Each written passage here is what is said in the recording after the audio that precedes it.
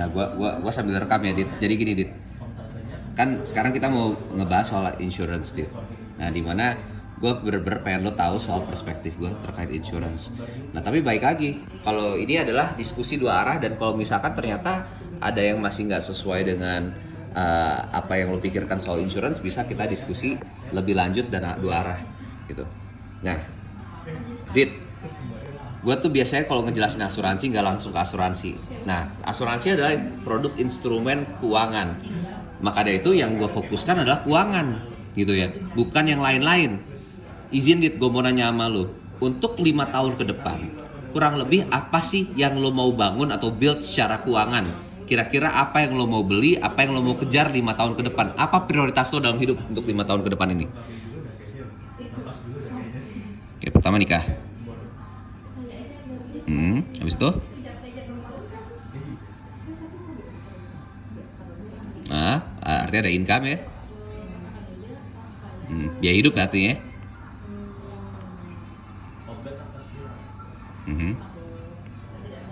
Ada lagi?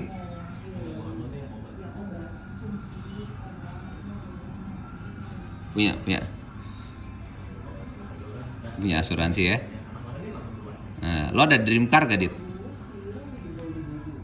Dream car gak? Ada dream car gak?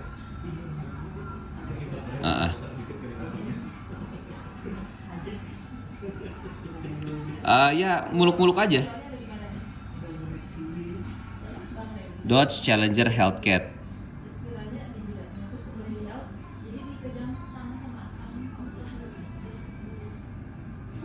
Oke. Habis itu ada motor idaman atau apa? Ada rumah yang lo mau? Rumah ya. Rumah di mana?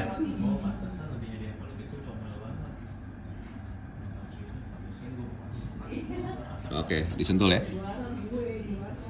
Oke.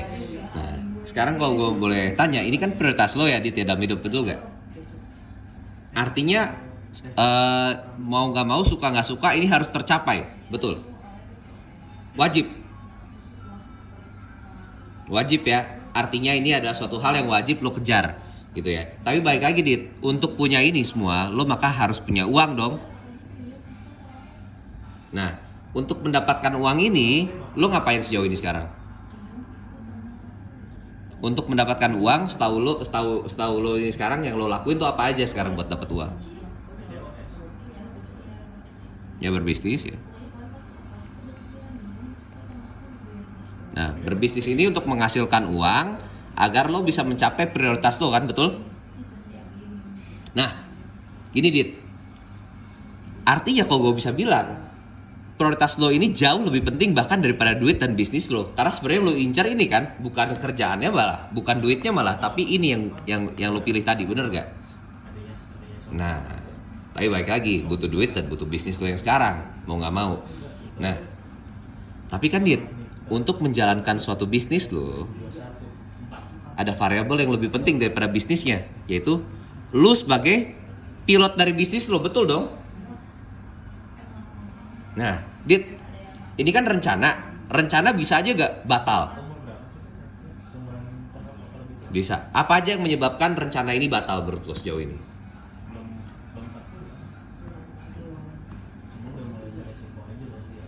Betul, ya, sakit parah kan? Kenapa sakit parah? Kenapa sakit berat? Karena kita tahu, Dit, kalau sakit biasa orang ini bisa sembuh kerja lagi, betul gak?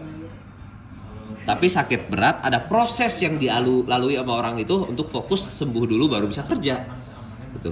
Nah, sakit berat gua kategorikan sebagai critical illness, di mana ada 168 jenis di seluruh dunia. Ya.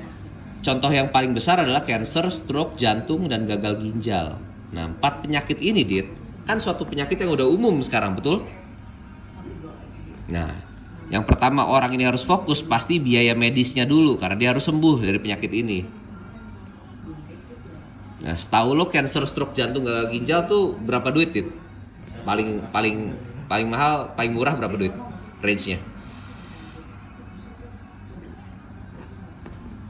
300 juta sampai bahkan 1 miliar bisa ya, Dit ya? Nah, betul, stroke ringan 300 juta. Itu masih ringan loh.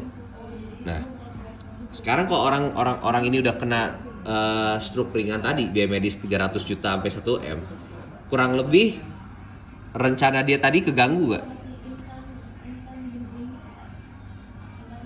Keganggu dong. Kenapa? Karena duit yang mau dialokasin ke sini malah kealokasiannya ke sakit ya kan? Nah, itu tuh Dit, keganggu. Belum lagi gini Dit, yang lo harus ingat. Orang itu kan bukan hanya nyari duit buat biaya berobat, dia juga harus punya income buat tetap melanjutkan apa yang dia kejar ya kan? Nah, pertanyaan gua, orang udah sakit kayak gini, kerjaannya jadi berat gak? Kira-kira jadi semangat kerja gak? Performanya udah kurang, bahkan bukan hanya nggak semangat kerja lagi, bisa jadi udah nggak bisa perform lagi karena udah nggak produktif. Iya, udah nggak produktif. Nah, biaya medis Dit, kan ada BPJS ya kan, bisa bayar pakai BPJS. Selain BPJS apa lagi Dit? Ya, selain asuransi swasta ada apa lagi Dit? Dana pribadi ya. Dana pribadi. Kalau orang itu nggak punya dana pribadi, dia harus ngapain?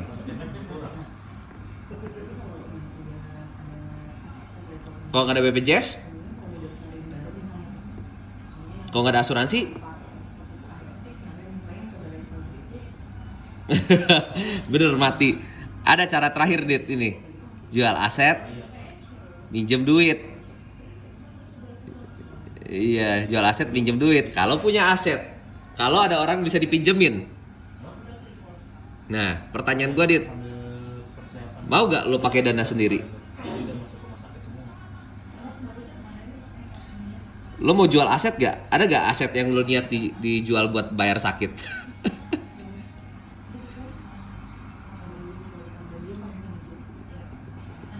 Betul. Bukan solusi ya. Nah, minjem duit. Mau minjem duit gak lo Dit? Iya, tapi perasaan orang yang minjem duit gimana? Oke, Dit. Nih sekarang gue nanya, 1 M nih anggap biaya berobat. Kan gue teman baik lo ya Dit ya. Kalau misalkan gue minjemin lo duit, perkiraan lo kesanggupan gue ngasih lo duit berapa Dit?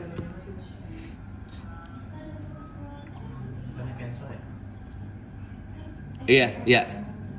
Menurut lo gue sanggup ngasih lo pinjaman berapa?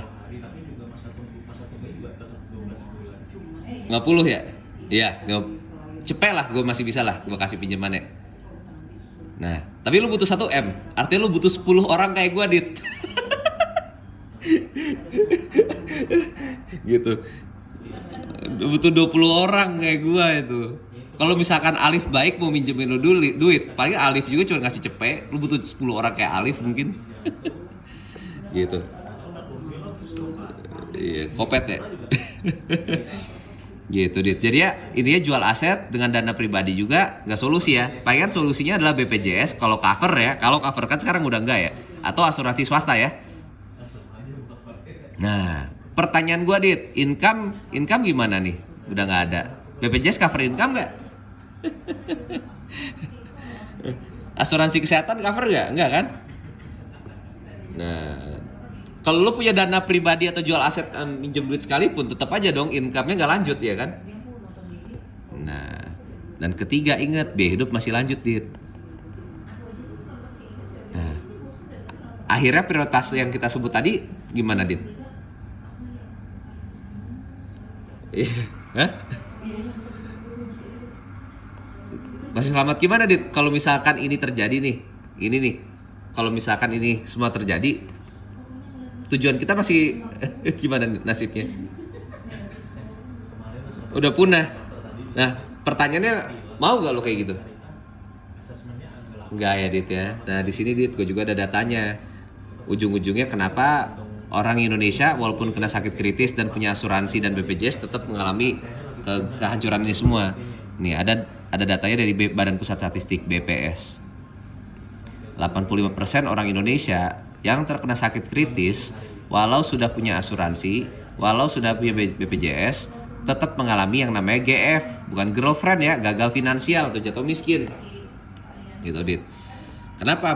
Baik lagi yang di cover hanya biaya medis. Gitu. Nah, ujung-ujungnya kayak pucuk gunung es. Nih, ini 1 miliar di cover sama asuransi sama BPJS.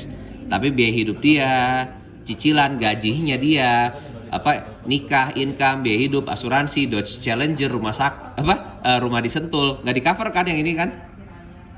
Enggak ya.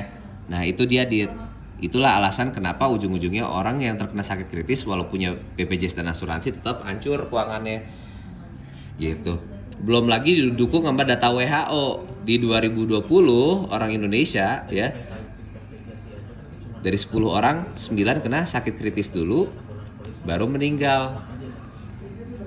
Jadi ya, orang-orang ini walaupun udah jaga kesehatan sekalipun di era modern seperti sekarang, tetap presentasinya 90% orang Indonesia kena sakit kritis dulu baru meninggal. Gitu. Juga langsung mati. Kalau langsung mati tinggal dikubur. Ini orang kena ini dulu, berantakan dulu secara keuangan baru mati. Nah, tapi baik lagi kalau kesehatan itu yang kontrol siapa? Allah. Gitu. Tapi manajemen keuangan kita nih, yang BPS ini siapa yang kontrol? Kita bisa. Nah, tapi instrumen seperti apa yang bisa menyelamatkan kita? Nah, ini ini yang gue mau ceritain ke lo, dimana ini gue yakin masih menjadi solusi terbaik untuk menanggapi permasalahan ini. Muncullah konsep yang gue garap adalah FPS. Nah, masuk di sini gue Nah, FPS ini adalah contoh ya, Financial Protection System. Contohnya adalah gini, Misalkan orang ini namanya Ucok. Usia 28 tahun, berpenghasilan 20 juta. Dia bayar FPS 3 juta per bulan. Bulan kedua 3 juta. Bulan ketiga 3 juta. Sampai dia bayar di bulan ke-12 3 juta. Nah, bulan ke-13 nauzubillah min dzalik, amit-amit gak bisa bayar lagi. Kenapa? Karena dia kena kanker. Kenapa gue ambil kanker? Ya, kanker tuh paling rame lah penyakitnya ya. Nah, muncul 2 permasalahan. Biaya medis, RS 1 miliar, dan income yang hilang. Nah, gimana cara FPS menanggapi permasalahan ini? Nah, cancer kan pasti ada diagnosa ya. Nah, diagnosa itu dikirim ke perusahaan kita dan akhirnya kita memberikan santunan buat orang tersebut yang namanya CIB, Critical Illness Benefit. Cairlah uang 1 miliar ke rekening pribadi dia, misalkan di sini BCA ya. Nah, buat apa 1M? Buat apa nih 1M ini, Dit?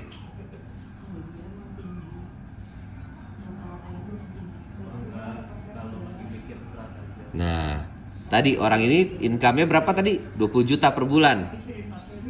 Nah, artinya betul, karena 20 juta per bulan kurang lebih 240 juta per tahun. Dengan uang 1M, artinya 5 tahun ke depan dia nggak usah fokus nyari uang, fokusnya sembuh.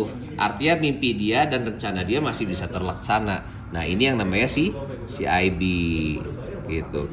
Bagaimana dengan biaya rumah sakit? Nah, biaya rumah sakit kita ada manfaat kedua yang namanya regular health services. Gitu.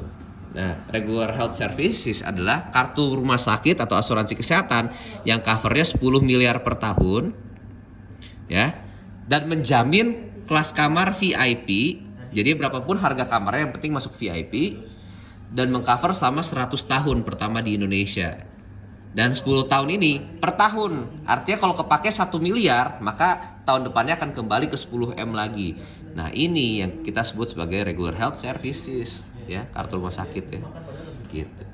Artinya kalau dari si gunung ini, yang atas RHS mengcover biaya rumah sakit, yang bawah cover biaya hidup CIB. Nah, atas bawah selesai. Gitu. Nah, di sini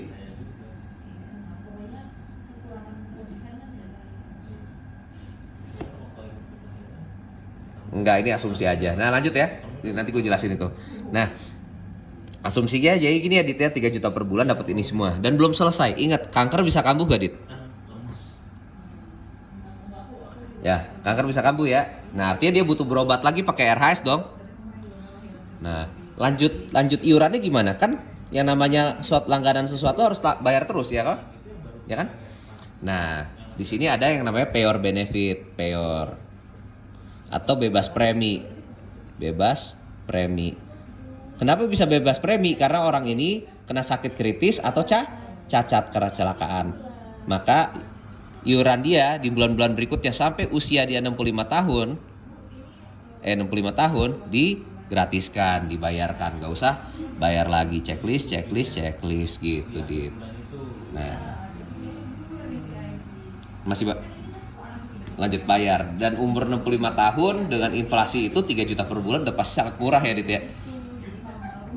Nah, dan pasti bisa dibantuin sama anak dia. Nah, terakhir di saat dia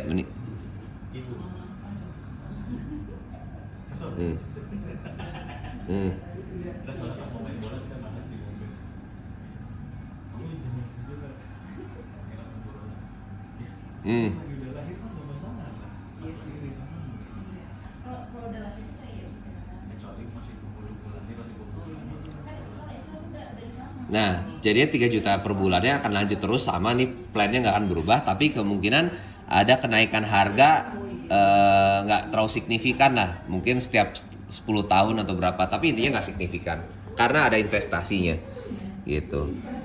Nah, dan terakhir di saat orang ini meninggal, cair warisan 1 miliar ke ahli waris, dan investasi ini yang ditabung sampai dia meninggal itu ikut cair ke ahli waris. Nah, ini yang disebut FPS gitu. Jadi orang ini sakit mah sakit, mati mah mati, cacat mah cacat, gak ngubah takdir, tapi dapat stabilitas keuangan masa depan dia dan keluarganya. Dan ini plan kenapa gue bisa nyebutin kayak gini, karena template-nya buat usia 25 sampai 30 ya kurang lebih si Ucok ini dapatnya kayak gini dengan 3 juta per bulan gitu, Dit. Jadi cara gue jelasin simple kayak gitu.